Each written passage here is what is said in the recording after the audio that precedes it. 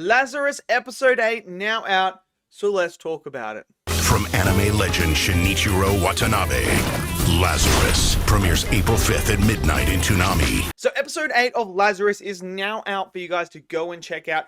And I've been pretty critical about Lazarus recently, and last week's episode was a bit of a hit and miss. I liked some elements that they were trying to do, themes that they were running with, but again, it's kind of felt like we weren't getting anywhere. So now we get into episode 8, and where has this been? Like, honestly, where has this been so far? Because I think episode 8 here is one of the stronger episodes as well. We are finally starting to dive into the characters. This, not just Axel, but the side character. We obviously had episode 6, which was Elaine. We now have episode 8, which is about Chris. It's about her and what was her past and how she feels as a character. And I think this episode was great because it gave us some answers to her as a person and why she feels the way she does. So we find out that she was actually a Russian spy. And the people that have taken her, they are Russian spies. And they take her to this oil rig in the Arctic. And this is where we start to learn about Chris and what actually happened in her past life, where she was in this tragic event that happened. She died and then came back to life, but was put on the casualties because she flatlined. But then obviously she came back. And this was now her chance to get out of that life. She had facial reconstruction and everything like that to change her image and how she looks and changed her identity so that she could live a peaceful life and not under the thumb of the Russian government again, which is something that I really like. But what I think is the most frustrating thing is the idea of all the other countries having to go after Skinner as well. I feel like that could have been something that could have been really handy, that could be a theme running through the whole entire series. Because at the moment, it feels like Lazarus was the only ones that were going after Skinner. Like, you know, the world is at stake here. Everyone is going to die. There's a cure. Like, just imagine this. This is the thing that I just find super frustrating with it. Imagine if this happened in our life right now. Like, right now, we're all going to die. We're 30 days to find this one person. You think everyone's just going to be like, oh yeah, let's entrust this government here. You guys are going to go do this. No.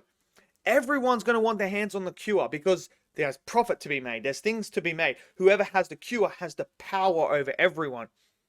I would have liked to see the Russian spies, the Chinese spies, the UK spies, all of the different agencies throughout the world trying to find Skinner, and Lazarus coming up against them as a hurdle to try and find it. Why they have the same similar goals to save humanity and find it, but having them clash, I think would be more interesting. And this episode dived into that a bit because the Russians want that, but they also want Chris. Now, the action is great. I like the action. I liked seeing Axel in action here. He was a badass when they go and save Chris. I really liked it. I thought it was animated beautifully. I think each person had their role to play in this extraction event, which I liked. But it was also the development of Chris as a character and who this woman that captured her was to her. And we find out that there's actually a very romantic connection between them two. And the reason why she couldn't take her with her is because she was trying to protect her at the same time. Because she wouldn't be able to come with her without them dying. And obviously being labeled as a traitor, it could go all south everywhere. So this episode did a really good job at diving into that character and seeing where Chris is right now in her stage of life and how she feels. And the moment when Axel comes to save her and she's like, just leave me, I'm not worth it. And Axel says, I don't care what you did in your past. It means nothing to me. I'm not saving you from the past. I'm saving you as the person you are now. And I love that.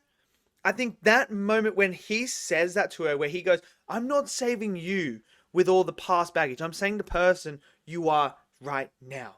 So I'm not interested in what you did, who you killed, or anything like that. I'm interested in who you are as a person, this moment in time, and what you are trying to do to basically redeem yourself. And I love that. And I love that about Axel as well. So Chris has gone up in the characters as well as we learn more of a backstory. I do feel like we're going into them now. There's only 12 days left until the whole event's supposed to happen. I kind of feel like maybe we should have done this early on. I do feel like if we had the episode 6, this episode earlier on, I feel like we would have connected a bit better with the characters, where I just kind of still feel like I've watched all these episodes previously that haven't really meaned much. Where you can have an episode that's dedicated to one character and diving into their story and it feel effective and it feel not useless because you're developing this character for me to get an attachment to understand where they come from. Now, if I had this earlier on, now the things that Chris does, where she's very smart, intelligent, knows what she's doing and stuff, becomes more believable because now I know, okay, so she used to be a Russian spy, so she knows what she's doing. And I feel like that was missing at the start. I feel like we just got a group of people together, and I don't know whether they're just from the street or whatnot. But now as we start to develop into them, and obviously Elaine got her moment with the AI god and all the technology stuff. So now we know why she's so good at that.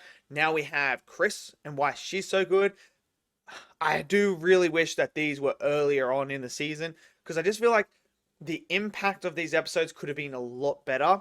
And I do feel like we're just not, I don't feel like we're any closer to Skinner right now.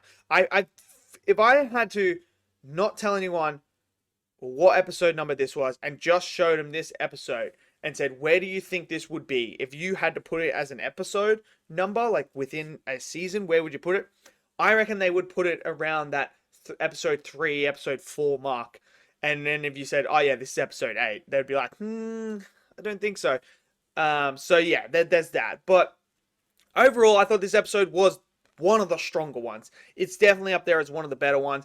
Animated beautifully, music was great. Like I said, the action was great as well. Seeing Axel do his parkour stuff was great.